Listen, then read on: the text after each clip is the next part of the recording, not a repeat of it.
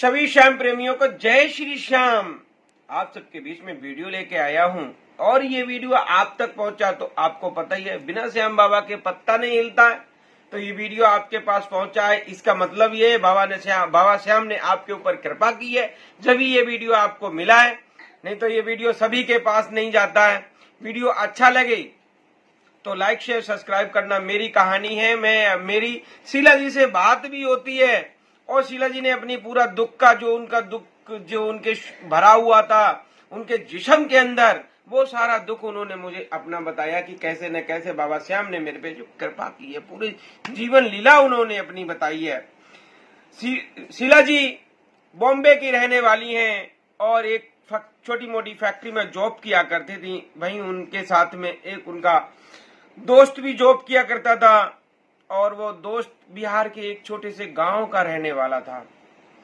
शीला जी का जो दोस्त होता है वो धीरे धीरे दोस्ती जो होती है दोनों की, शीला जी की और शीला जी के दोस्त की, वो दोस्ती प्यार में बदल जाती है, रंगललियों में बदल जाती है।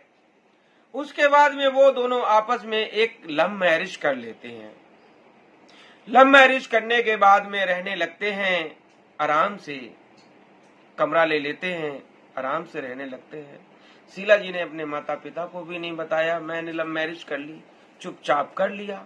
उनके पिताजी उनकी लव मैरिज से बहुत खिलाफ थे। कुछ समय के बाद में शीला जी ने अपने पति से बोला कि मेरे सास ससुर से बात तो करवाइए। उसने बोला मैं मम्मी पापा बहुत नाराज हैं, अभी आपकी बात नहीं हो सकती है। और वो जब भी गांव जाया करे तो काफी देर तक, काफी दिनों तक गांव महीनों रह के आया करे। वो गांव में जब अकेली थी बॉम्बे में, उसे फोन किया करती थी तो फोन नहीं उठाता था। एक बार की बात है, वो 1 महीना गांव रह के आया और आके जब वो जॉब करने लगे, हम दोनों जॉब करते थे, मैंने अपनी सहेली को बताया कि थोड़ा मेरा पति मेरे से ढंग से बात नहीं कर रहा, व्यवहार अच्छा नहीं है इसका, तो इस पे थोड़ा नजर रखना, ये कहाँ बात करता, किससे बात करता है। तो शीला जी की जो सहेली थी उन्होंने बताया कि तुम्हारा पति तो एक महिला से बात करता है और उस बच्चों से भी बात करता है, बच्चे पापा पापा करके बात भी करते हैं। अब तो मानो शीला जी के वहम पड़ जाता है दिमाग में। शीला जी के ऊपर तो ऐसा लगता कि बहुत पहाड़ टूट पड़ा हो।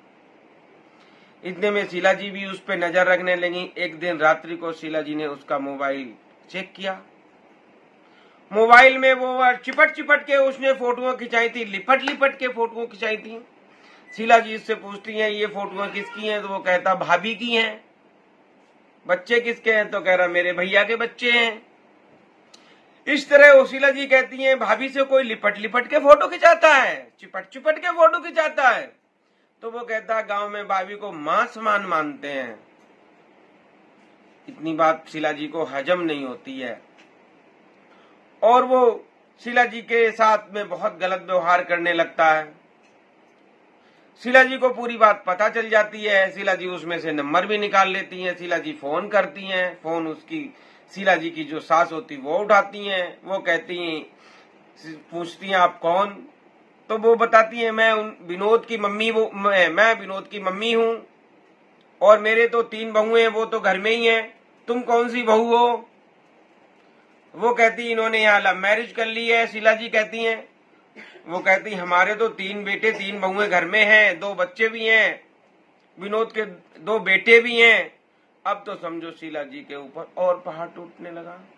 बहुत हालत खराब हो जाती है शीला जी की। इतने में कुछ समय के बाद में वो शीला जी का साथ छोड़ के निकल जाता है।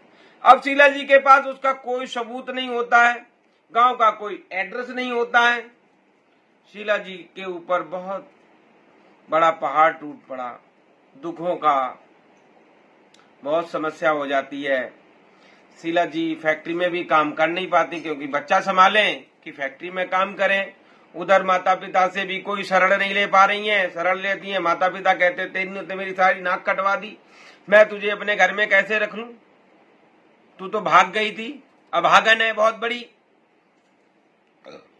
शीला जी ने एक झाड़ू पोछे का काम पकड़ लिया।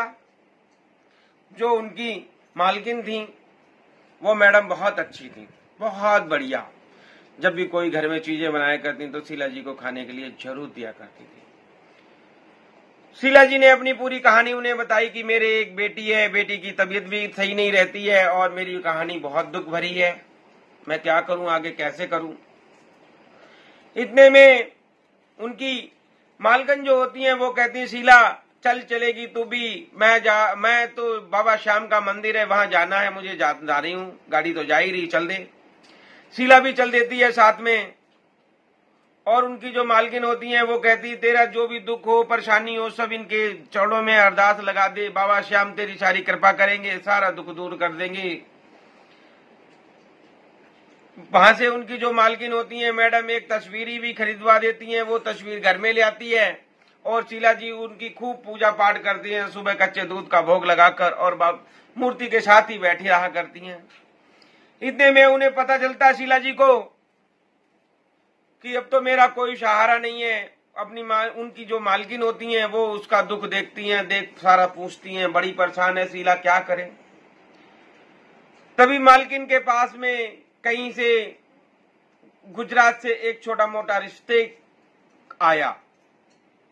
उसका भी शादी हो चुका था, लड़के का एक बेटी थी उसके, वो भी घर से बहुत परेशान थी, उसकी बीवी खत्म हो चुकी थी।